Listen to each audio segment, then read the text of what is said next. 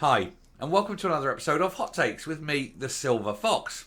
Since its introduction, the low emission zone in Glasgow has caused a major headache for businesses within the zone. Many are reporting a drop in footfall of up to 20%. And it's not as though the council didn't know this would happen. They were told, and yet they proceeded with it anyway. And of course, this is not anything to do with emissions. It's simply to do with the age of a car. So you can have a particularly dirty car, but as long as it's a new dirty car, that's fine. So this low emission zone is little more than a way of keeping poor people out of the city centre. And if they dare to come in, it is poor people who have to pay the fine. It's almost as though it's a retrograde tax designed simply to punish people for being poor. Not that the business owners mind. They don't care how much or how little money you've got, as long as you've got some money to spend in their shops. And unfortunately, people aren't. They're not going in because they know they can't afford to pay the £60, the fine basically, for being poor. So we'll take a look at this to see why the council are doing it, what the effects are, and what possibly the solutions are. Well, it's easy. Next election, vote them out. Get in some council that says they will do away with the low emission zone, which is no such thing, and that will try and re-engender faith in the traders of the city. Let's have a look. So Glasgow's botched low emission zone blamed for 20% drop in business. Well, of course, the main part of that is it's not a low emission zone, it's a poor people zone. The cars, as long as they're within a date, it doesn't matter how good or bad they are, so long as they are new. And therefore, it is the poorer in society, the lower earners, who can't necessarily afford to upgrade their cars. And they're the ones being excluded from the city centre. For some reason, the council think this is a good idea, and they think that punishing people for being poor is going to be a vote winner. I suspect it may be the other way round, and that those who cannot afford a new car will find a way of punishing the council come the next election. Let's hope. Can you imagine someone who votes for the SNP suddenly thinking, you know what, they've banned me from the city centre, but I'm still going to vote for them? Yeah, possibly not going to work. Even SNP voters must see how stupid that would be. But anyway, we'll have a look. So the controversial car ban is due to hit other big cities next year, despite backlash in Glasgow from local businesses who say the impact is alarming for businesses struggling to get back on top after the pandemic. But it's been a while now. If you 3 years later you're not basically making your way forward in business, yeah, you got to say maybe your business model is wrong. However, footfall, regardless, is important. So Glasgow's businesses have reported a 10% drop in footfall due to the council's low emission zones, with some saying they're experiencing a 20% drop in the business. Leon Thompson from UK Hospitality said it's still a very fragile businesses that have been hit by a marked spike in the downturn of footfall in the city centre ever since the rules were introduced back in June. The hospitality boss also took aim at poor provision of late night public transport. Well, of course, it's not as though it's joined up thinking. In fact, with the SNP, there's very little thinking involved. And they knew this would happen in advance. They were told, you start excluding people, it's going to cause a major effect on foot trade within the city. And there's absolutely no reason for it at all. Glasgow's got particularly clean air. Also, the only dirty area of the city, which is still within the government's recommendation of what clean air is the bus station.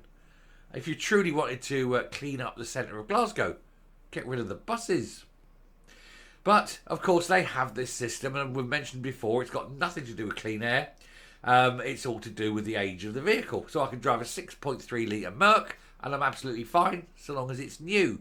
Drive that little 1 litre Corsa, no, you get fined because you're poor and can't afford to upgrade. That's the thinking behind it. So let's hope that the poor people of Glasgow do suitably punish the SNP come the next election. Doesn't really matter who they vote for, so long as they vote against the SNP. Anyway, speaking on the BBC Good Morning Scotland, he said, this guy, he said, we really need to have our businesses to be able to trade at their optimal level And at the moment, that's proving to be a challenge.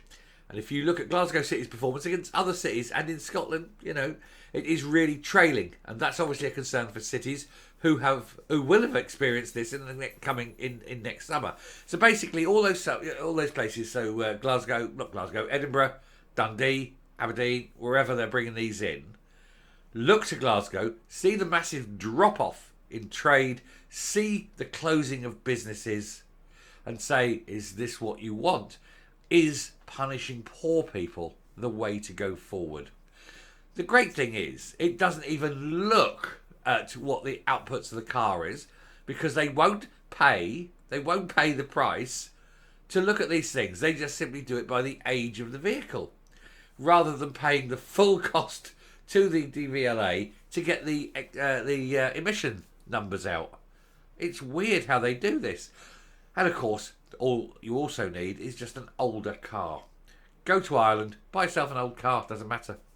You can buy the dirtiest, oldest car, it doesn't matter. As long as it's got an Irish plate, they can't do you. Because again, they're too mean to pay for the international access to international licence plate registrations. And so there you go. Just buy a foreign car, drive it as much as you like, and there's nothing they can do. It's weird, isn't it? It's very weird. It's almost, though, as though they deliberately are targeting the poor. They must know this. They have been told. They do know it. What have they got against poor people? Do poor people bring the city down? Who knows? Anyway, the SNP-led local authority became the first to implement restrictions on older vehicles being driven into the city centre, with Edinburgh, Dundee and Aberdeen in line for similar schemes next year. See, and even they are saying older vehicles, not dirty vehicles. What is this about?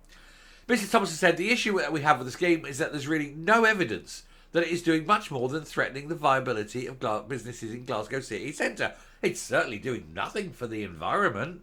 You're still getting your big polluting cars going in. It's just they're the nice, shiny, new polluting cars. Great, isn't it? He said Footfall has been reported as being down 10%. Some businesses are saying they're down 20%. And it's really quite alarming, particularly at this point when hospitality businesses need to be trading at an ultimate level to try and break even over the year. So it's just another burden and a difficulty for our businesses right now. And especially the run-up at Christmas. This is when people go out. This is when people spend. It is the big time of the year for a lot of businesses. And if you can't get your car into town, how do you pick the stuff up? Or how do you nip in and see people? And how do you go to those restaurants and whatever? And so, the poorer in society punished simply for being poor. Is that really the direction of travel for these people? It is, because they know this, and they're doing it in Glasgow, and the other cities are seeing it, and Edinburgh's going, oh, we can keep the poor people out. Aberdeen, oh, we'll keep the poor people out. Dundee, oh, we'll keep the poor people out. Poor people. You're not wanted. Anyway, he said, addressing the other challenge for late night venues, he said public transport plays a role. He said a lot of it is about how long the services run. Because if you look for the most effective parts of the hospitality industry, it's the late night elements. And that's because bus services finish earlier, the underground stops, trains cease to run. And he said it's really about opening up public transport so it's available for much longer into the evening than it currently is. But again, that's an investment, and they don't want to make investments. Investments cost money. Investments help people. They don't want to spend money or help people. They're too poor. This is why they brought the low emission zone in the first place. They needed money, and they thought, how can we raise money? I know, let's tax the poor. And that seems to be what they're doing. Because old two seats still needs their international travel, and those Gregs don't buy themselves. So the poor are paying for her. Oh dear bless. There we go. So maybe Glasgow and soon to be Edinburgh, Aberdeen, Dundee. Maybe you also need the Blade Runners, I'm not saying I'm not advocating for them, but it would be a shame, wouldn't it, if you had the Blade Runners appear, local chapters of the Blade Runners going around taking down the cameras. That'd be a shame, wouldn't it? Nice camera you got there. It'd be a shame if anything happened to it. Coming up. It wouldn't really take a lot of Blade Runners to do this either, because Glasgow City Council is always going on about how poor it is, how impoverished it is, how it needs money from central government. And those cameras aren't cheap. And so if some of them went down, that would be a great expense, and they wouldn't necessarily be able to afford to replace them on a regular basis. Oh dear, what a shame. How terrible that would be. I'll leave that one there. I'll stop as well. Thank you very much for watching. First video of the day. We'll get that out. Do please hit the subscribe button, ring the bell, leave a like, leave a comment. Please share the video. And until next time, stay safe, stay well, and I will talk to you later.